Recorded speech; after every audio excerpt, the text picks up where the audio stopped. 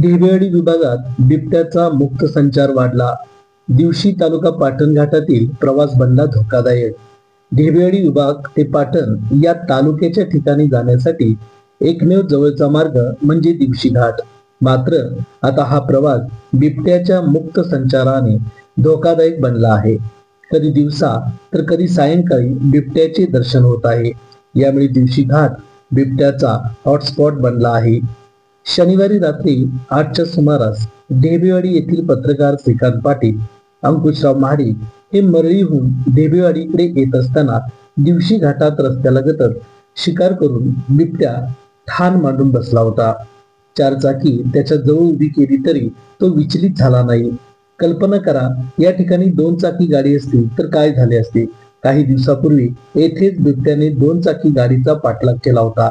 यामुळे दिवशी घाटातून प्रवास करताना प्रवाशांचा जीव आता टांगणीला लागला आहे. त्यामुळे दुचाकीस्वार घाटातून प्रवास करणे टाळू लागले आहेत. मात्र काही दुचाकीस्वार धाडस करून या घाटातून प्रवास करीत आहेत. मात्र हा प्रवास त्यांच्यासाठी जीवघेणा ठरू शकतो.